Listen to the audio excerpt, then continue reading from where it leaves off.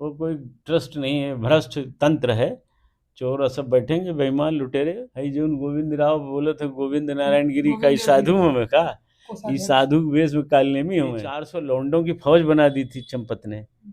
वो किस लिए थे, कौन सी सुविधा के लिए? प्रधानमंत्री जी में थोड़ी भी अगर मानवीयता और कुछ व्यवहारिक जीवन में सच्चाई हो।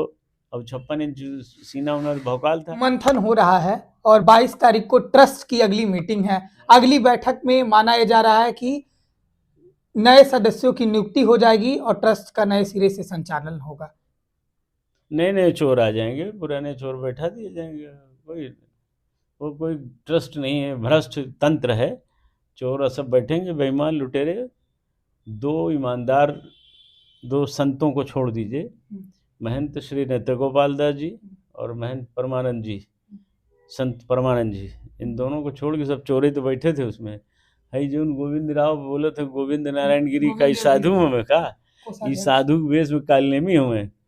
कोषाध्यक्ष रहला है कि काहे नहीं पकड़ला है, कुल के काहे नहीं FIR करौला है। अंतरिम महासचिव बन गए हैं। अरे कुछ नहीं, डकायत है, सब चोर रहे, कुछ नहीं, चोर हैं। एक लाइन में इनके लिए कोई शब्द नहीं है, एक शब्द है, सब चोर हैं। कहाँ थे इतने दिनों? कई वर्षों से रामलला के धन की चोरी हो रही है। CCTV फुटेज गायब है, डिलीट कर दिया गया।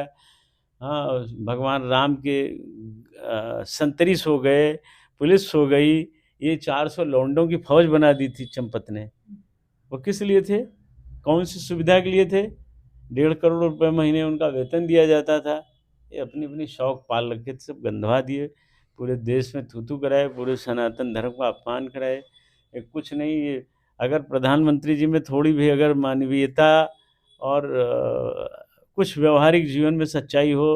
अब 56 इंच सीना उन्होंने भौकाल था, लाल आँखों की भौकाल थी। लेकिन अगर कुछ बचा हो, अगर कुछ शर्म बची हो, तो इस ट्रस्ट को भंग कर देना चाहिए। और कतई इसमें किसी ये जो लोग आएंगे गए, सब इन लोगों को कोई ज़रूरत नहीं।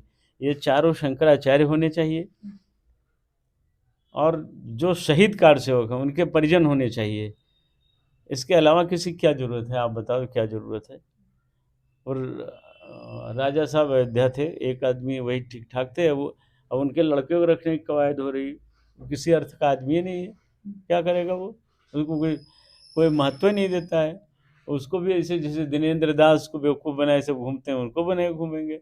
उनको बताएंगे आप बहुत बड़े लेखक हो, विश्व में वेद व्यास के बाद आप ही पैदा हुए हो। तो ऐसे सब घुमाएंगे और चूतिया बनाएंगे, सबको बेवकूफ़ बनाएंगे, लूट के ले जाएंगे बाहरी लोग।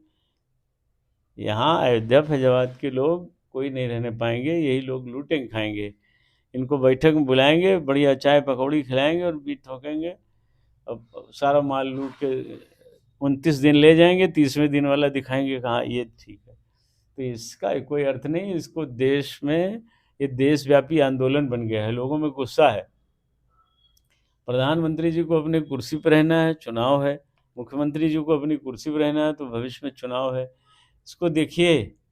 और रामलला नाराज हैं, और रामलला के भक्त तो नाराज है ही हैं। तो रामलला की नाराजगी के एक रास्ता ट्रस्ट भंग करो और ये कौन रहे इसमें। आप कह रहे हैं कि सारे चोर हैं? अब साहब बता दिया मैंने। आप कह रहे हैं कि सारे चोर हैं। जिन सवालों के जवाब SIT ढूंढ रही है, जिन सवालों के जवाब जांच होना है, पुलिस अलग से जांच कर रही है, SIT अलग से जांच कर रही है। लेकिन मैं आपका प्रश्न काट के उत्तर देता हूँ। हमको बताइए पुलिस क्या जांच कर रही है, क्या जांच करना बाकी है? अरे तीनों चोर बाहर घूम रहे हैं। 6-7 जो लौंडे थे इनके, चंपत राय के लौंडे। मैं क्या कह रहा हूँ आप समझ रहे हैं, श्रोता भी समझ जाएंगे मैं क्या कह रहा हूँ। जो चंपत राय के लौंडे थे वो तो जेल चले गए हैं। अभी चंपत राय कब जाएंगे जेल? वो दिहाड़ी बाबाओं को यहाँ समझा के कहते हैं कि साहब अब आप हमारी ओर से वकालत कीजिए। तो कुछ दिहाड़ी बाबा 1000, 1100, 2000 पाने वाले बाबा लोग दक्षिणावर्ती, वो कह रहे हैं चंपत जी बड़े त्यागी थे। तो त्यागी आदमी ने तो लुटवा लिया। राम जी की वकालत नहीं करते हैं लोग। राम जी की रोटी खाते हैं, उनके नाप पर पहचान है, उनको नहीं। वकालत किसकी हो रही? चोर की। धन्य हो परमात्मा और धन्य हो नकली साधु। राम का खजाना लूटने वाले को ये सम्मान दिया जा रहा है।